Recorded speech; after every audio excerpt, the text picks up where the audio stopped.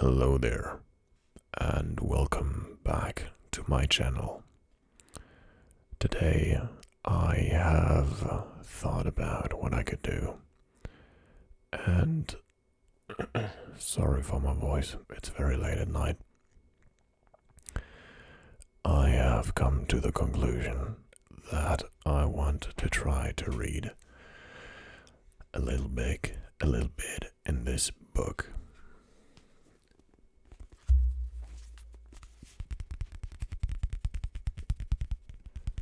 I think that all of you should know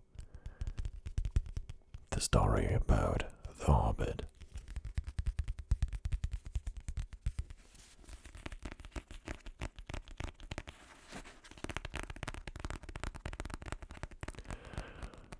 But it is the only book that I have in English.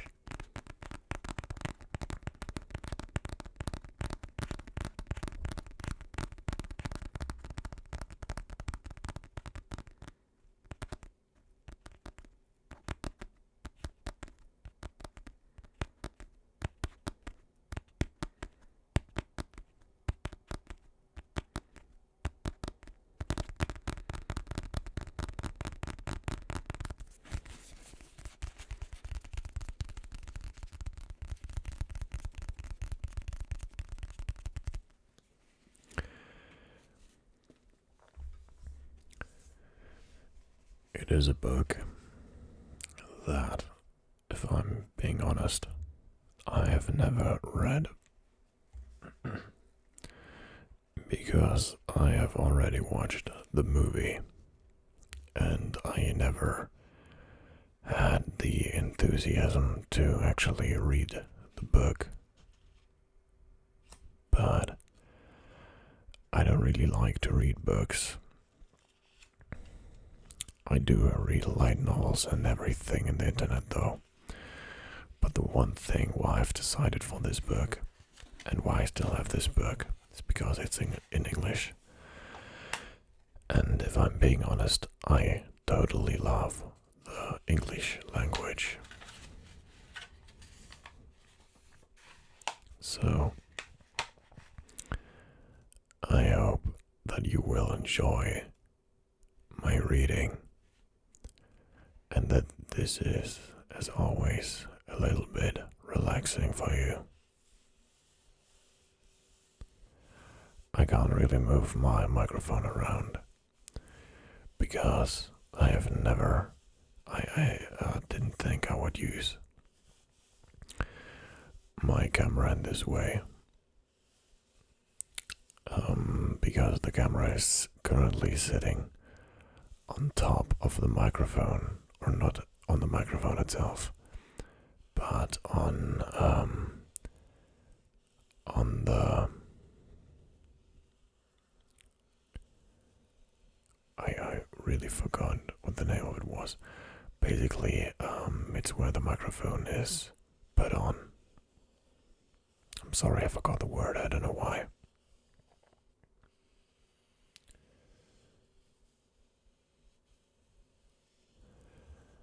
I was gifted this book. I didn't buy it on my own. As I said, it's the only English book that I have. So if you can tell me one or two books that I can read, that I can buy online, then I would very much appreciate it. But I've already talked way too long, so let's begin with reading the story.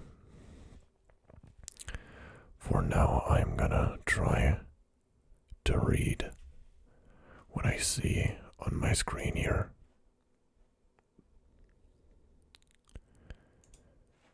Let me just try to put it on full screen here. Okay, I hope this works. This is a story of long ago.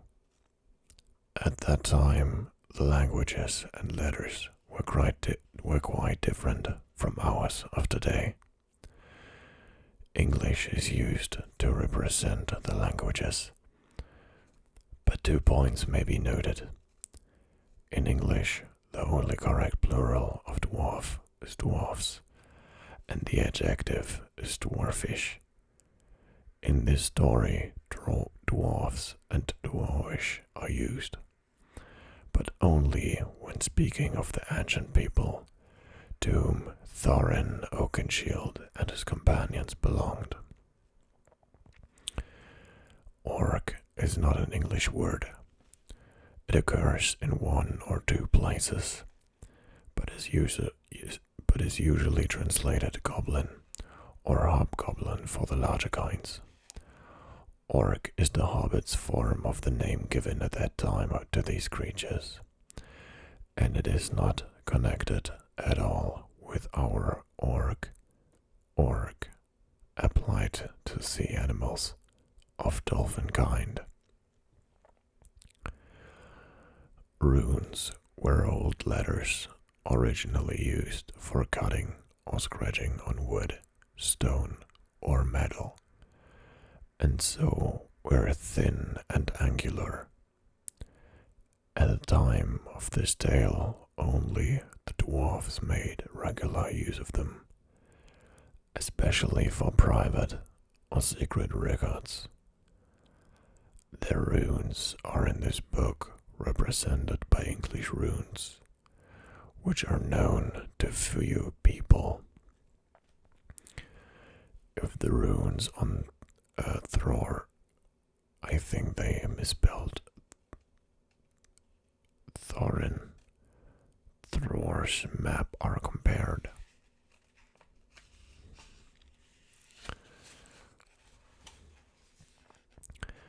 With the transcriptions into modern Latins on page 25 and 62-3 does the double P mean pages following 25? I don't know. The alphabet adapted to modern English can be discovered, and the above runic tide is also read on the map. On the map, all the normal runes are found, except for whatever that is for X. I and U are used for J and V. So I think the rune stuff I'm gonna skip because I don't think I can read this. Let's begin with Chapter 1. Chapter 1. An unexpected party. In a hole in the ground there lived a hobbit.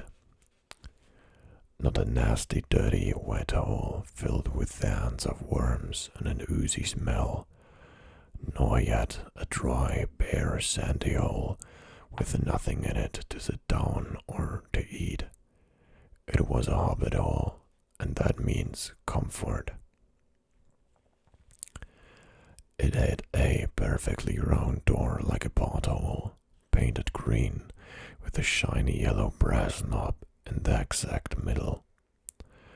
The door opened onto a tube-shaped hall like a tunnel, a very comfortable tunnel without smoke, with paneled walls and floors tilted and carpeted, provided with polished chairs and lots of bags for hats and coats.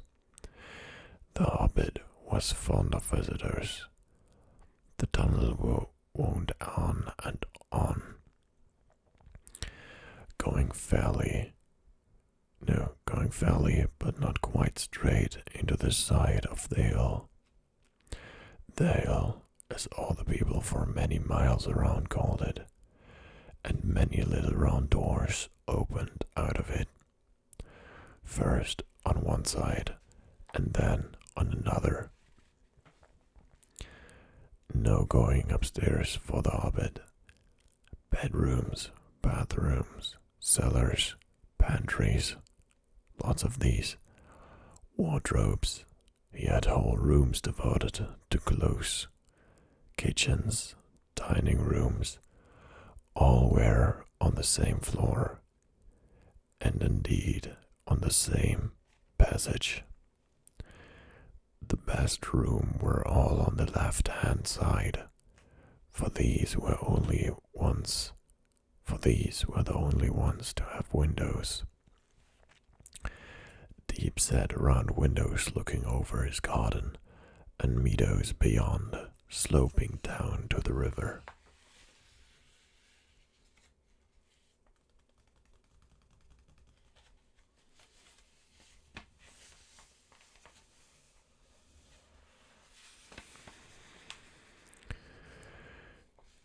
This hobbit was a very well-to-do hobbit, and his name was Baggins.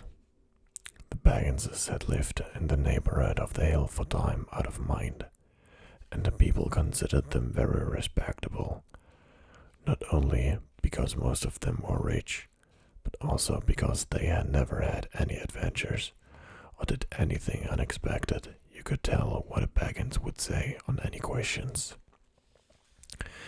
without the bother of asking him.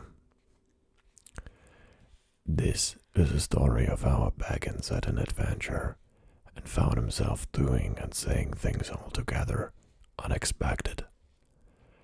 He may have lost the neighbor's respect, but he gained, well, you will see whether he gained anything in the end. The mother of our particular hobbit. What is a hobbit? I suppose hobbits need some description nowadays, since they have become rare and shy of the big people, as they call us.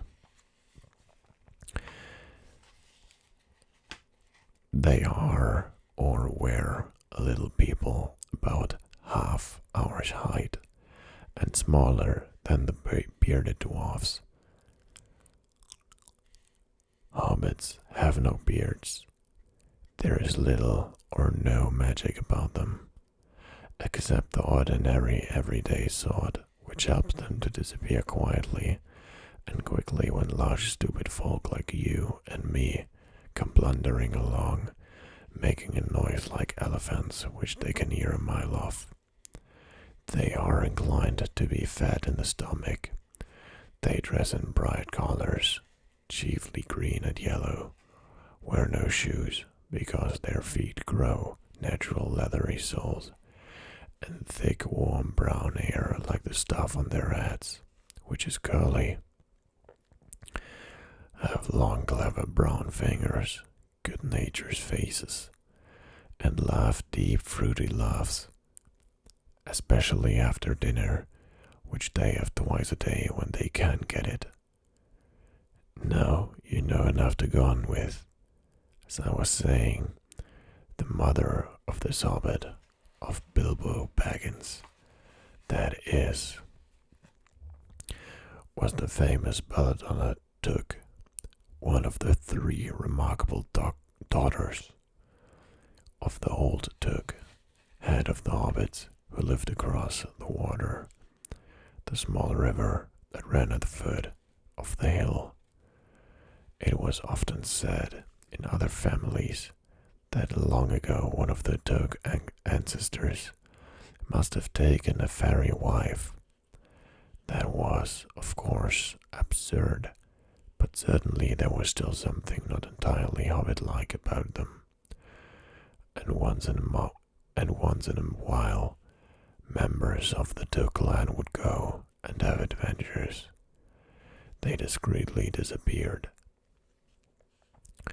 and the family hushed it up, but the fact remained that the Tooks were not as respectable as the Bagginses, though they were undoubtedly richer. Not that Belladonna Took ever had any adventures after she became Mrs. Bungo Baggins. Bungo, that was Bilbo's father, built the most luxurious hobbit hole for her, and partly with her money, well, do whatever you have to do, I guess.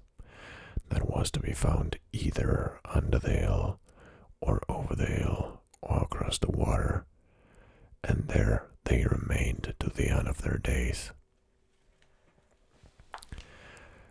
Still, it is probable that Bilbo, her only son, although he looked and behaved exactly like a second edition of his solid and comfortable father, got something a bit queer in his makeup from the Took side. Something that only waited for a chance to come out.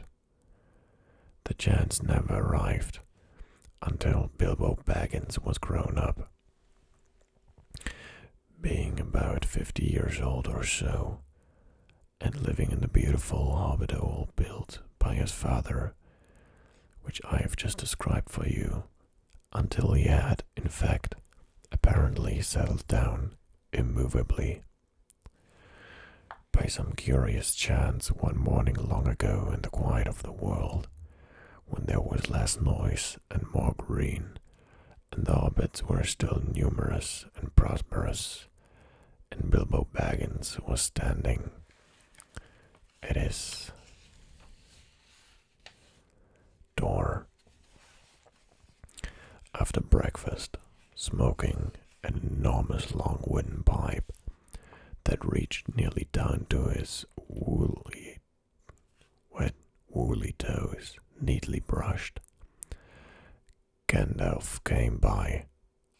Gandalf, if you had heard only a quarter of what I have heard about him, and I have only heard very little of all there is to hear, you would be prepared for any sort of remarkable tale. Tales and adventures sprouted up all over the place, wherever you went, in the most extraordinary fashion. He had not been down that way under the hill for ages and ages. Not since his old friend the old Took died. In fact, and the Hobbit had almost forgotten what he looked like. He had been away over the hill and across the water on business of his own since they were all small Hobbit boys and Hobbit girls. All that the unsuspecting Bilbo saw that morning was an old man with a staff. He had a tall, pointed blue hat, a long grey cloak, a silver scarf over which his long white beard hung down below his waist, and immense black boots. "Good morning," said Bilbo, and he meant it. The sun was shining and the grass was very green. But Gandalf looked at him from under long bushy eyebrows that stuck out further than the brim of his shady hat. "What do you mean?" he said. "Do you wish me a good morning, or mean that it is a good morning whether I want it or not, or that you feel good this morning, or that it is a morning to be good on?" "All of them at once," said Bilbo, "and a very fine morning for a pipe of tobacco out of doors, into the bargain. If you have a pipe about you, sit down and have a fill of mine. There's no hurry. We have all the day before us." Then Bilbo sat down on a seat by his door, crossed his leg, and blew out a beautiful grey ring of smoke that sailed up into the air without breaking and floated away over the hill. "Very pretty," said Gandalf, "but I have no time to blow smoke rings this morning. I am looking for someone to share in an adventure that I am arranging, and it's very difficult to find anyone." "I should think so. In these parts, and I don't see anything anymore. Wait a minute. I should think so. In these parts, we are plain quiet folk and have no use for adventures. Nasty, disturbing, uncomfortable things make you late for dinner.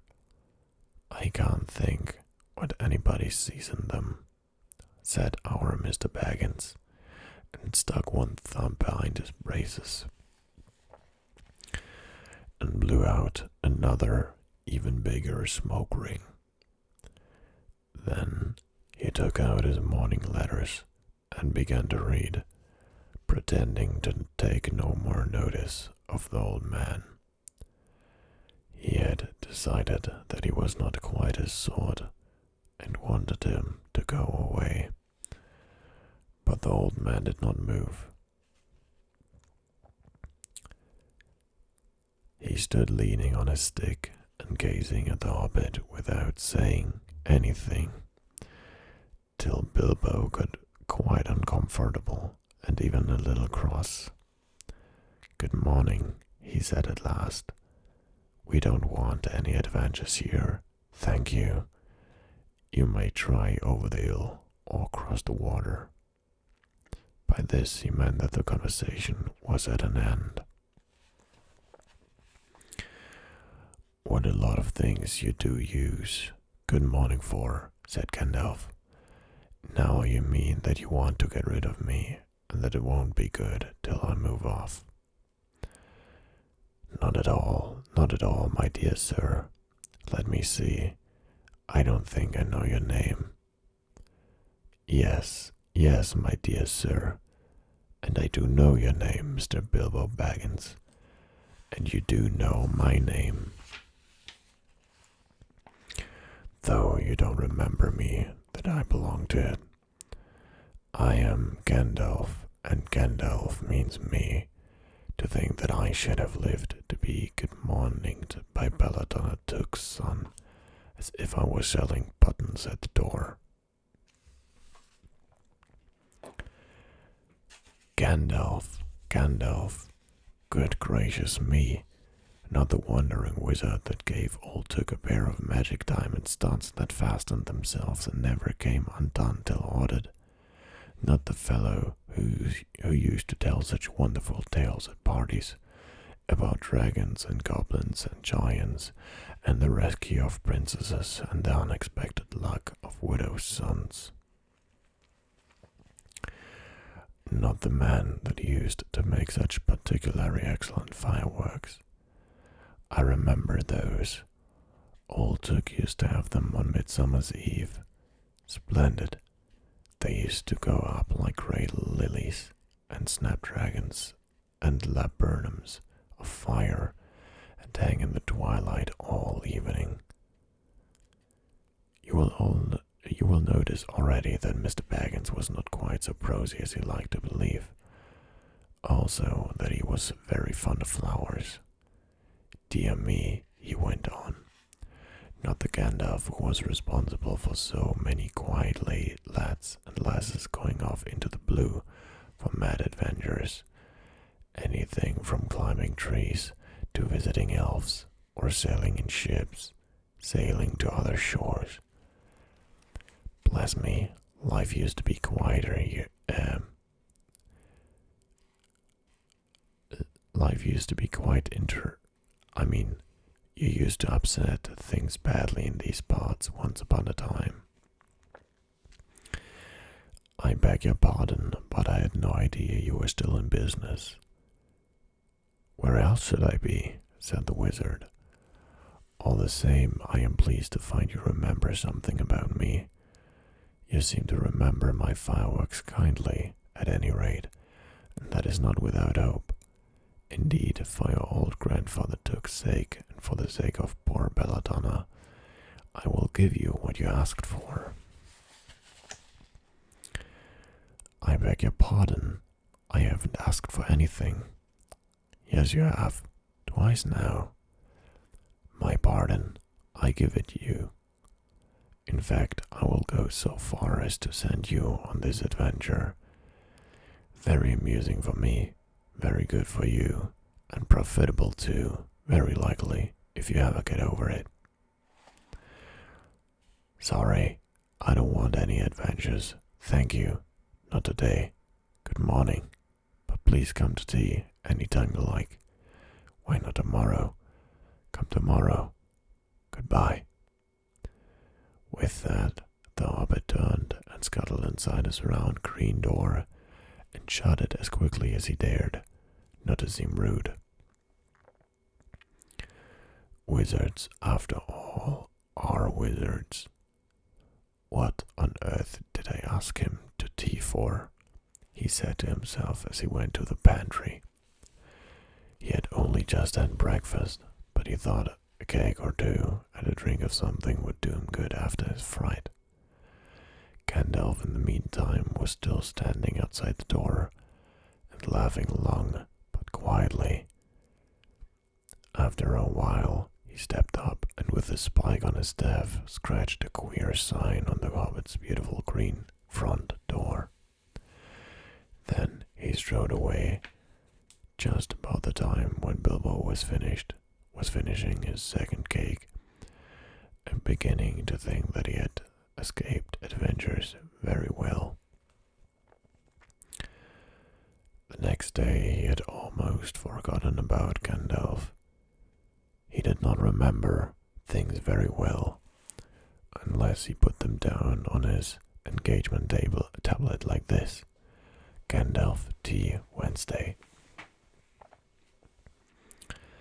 Yesterday he had been too flustered to do anything of the kind. Just before tea time, there came a tremendous ring on the front door bell, and then he remembered.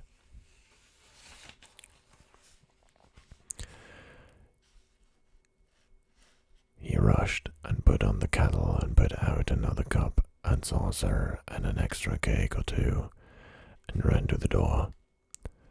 "I am so sorry to keep you waiting," he was going to say, when he saw that it was not Gandalf at all.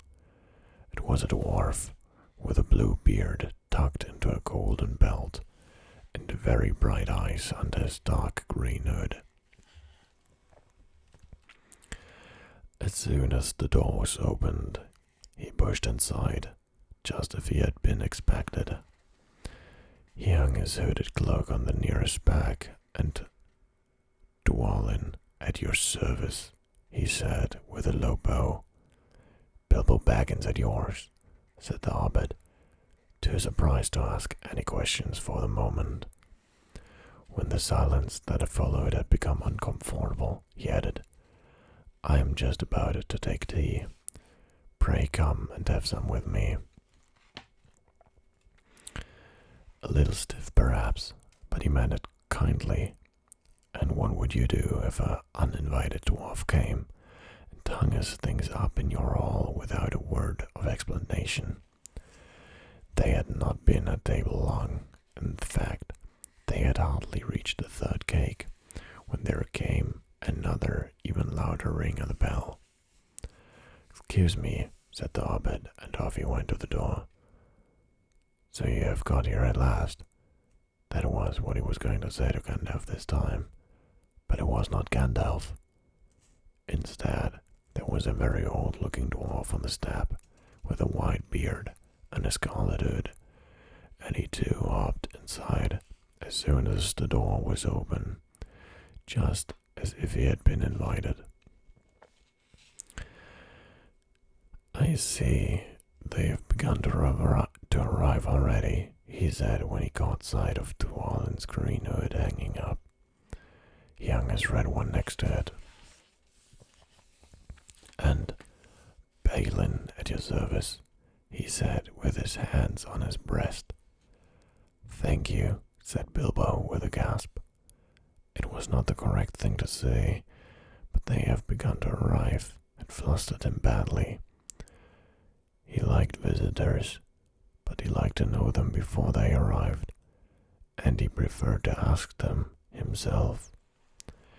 He had a horrible thought that the cakes might run short, and then he, as the host, he knew his duty and stuck to it, however painful he might have to go without.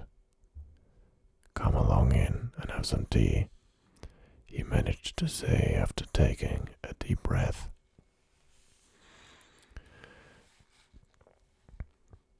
"A little beer would suit me better if it is all the same to you, my good sir, said Balin with the white beard. But I don't mind some cake. Seed cake, if you have any. Lots, Bilbo found himself answering, to his own surprise, and he found himself scuttling off too, to the cellar to fill a pint beer mug, and then to a pantry to fetch 2 beautiful round seed cakes, which he had baked that afternoon for his after-supper morsel. When he got back, Balin and Dwalin were talking at the table like old friends. As a matter of fact, they were brothers. Bilbo plumped down the beer and the cake in front of them, when loud came a ring at the bell again, and then another ring. Gandalf for certain this time, he thought as he puffed along the passage. But it was not. It was 2 more dwarfs, both with blue hoods, silver belts, and yellow beards, and each of them carried a bag of tools and a spade. In they hopped. As soon as the door began to open, Bilbo was hardly surprised at all. I will have to look where the second chapter is going to begin.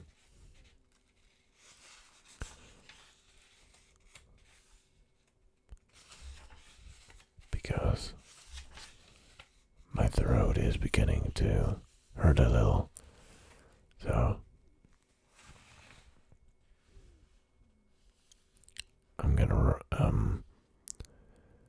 I am gonna read until here,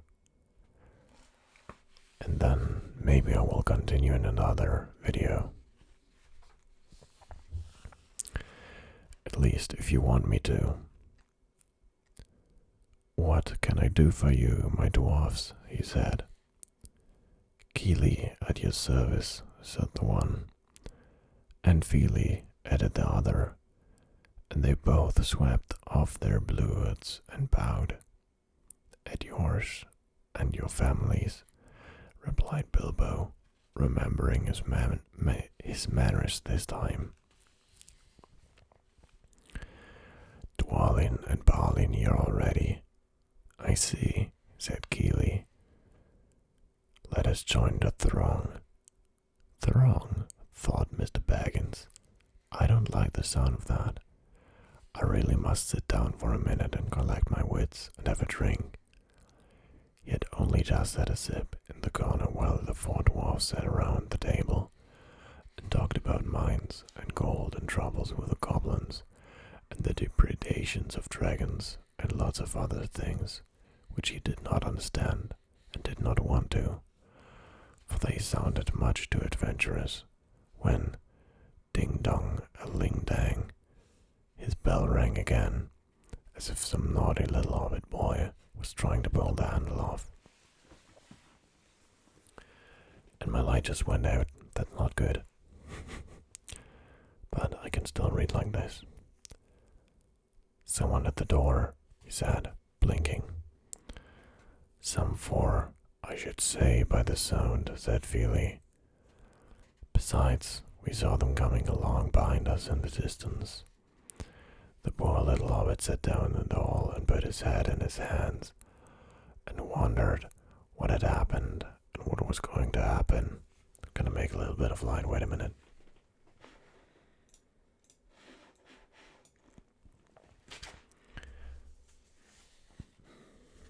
Where was I? And wondered what had happened and what was going to happen, and whether they would all stay to supper. Then the bell rang again, louder than ever, and he had to run to the door. It was not 4 after all, it was 5. Another dwarf had come along while he was wandering in the hall. He had hardly turned the knob before they were all inside, bowing and saying, At your service, one after another. Now come on, this page we can read. Dori, Nori, Ori, Oin, and Gloin were the names, and very soon 2 purple hoods a grey hood, a brown hood, and a white hood were hanging on the backs, and off they marched with their broad hands stuck in their gold and silver belts to join the others.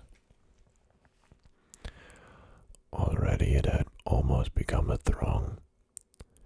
Some called for ale, and some for porter, and one for coffee, and all of them for cakes, so the Hobbit was kept very busy for a while. A big jug of coffee had just been set in the hearth, the seed cakes were gone, and the dwarfs were starting on a round of buttered scones, when there came a loud knock, not a ring, but a hard red tat on the Hobbit's beautiful green door. Somebody was banging with a stick. Bilbo rushed along the passage very angry and altogether bewildered and bewildered. This was the most awkward Wednesday he ever remembered. He pulled open the door with a jug. They all fell in, one on top of the other. More dwarfs, 4 more, and there was Gandalf behind, leaning on his staff and laughing. He had made quite a dent on the beautiful door. He had also, by the way, knocked out the secret mark he had put there the morning before. Carefully, carefully, he said. It's not like you, Bilbo, to keep friends waiting on the mat and then open the door like a popgun. Let me introduce Befor, Bofor, Bombor, and especially Thorin. At your service, said Befor, Bofor, and Bombor, standing in a row. Then they hung up 2 yellow hoods with a pale green one, and also a sky blue one, with a long silver tast. This last one belonged to Thorin, an enormously important dwarf, in fact no other than the great Thorin Oakenshield himself, who was not at all pleased at falling flat at Bilbo's mat with Befor, Bofor, and Bombor on top of him. For one thing, Bombor was immensely fat and heavy. Thorin indeed was very haughty, and said nothing about service. But poor Mr. Baggins said he was sorry so many times, that at last he grunted, "Pray don't mention it," and stopped frowning. And this is where I am gonna stop for now, on page 14. I hope that you have liked this little reading. There is a tendon here that was always there, even when I got the book. As I said, I hope that you enjoyed the video, everything.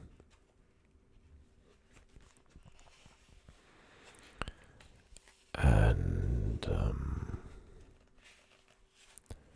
if you would like me to do something like this again, maybe with whispering, or maybe with changing up a little bit, maybe whispering, a little bit of a soft-spoken voice, then after that a little bit of inaudible. Not sure. You can tell me in the comments if you want that. And please leave a like and subscribe if this was something that you have enjoyed.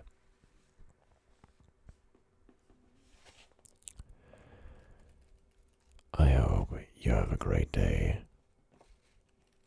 I really hope so. I hope that this has been relaxing to you, and that you had a great sleep or a great nap while listening to this, or that you have at least gotten rid of any of the negative thoughts that you had in your mind, because negative thoughts are bad, especially at this time of the year in winter when everything is a little bit depressive. Even though I do like the winter, don't misunderstand me. I must say though that I don't think I've ever had any real depressions, so not that I know about that topic.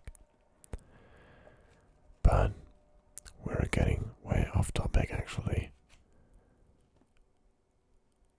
I hope that you enjoyed it. As I said, leave a comment, leave a like, leave a subscription, and I hope to see you very soon again in another video. Until then, and bye bye.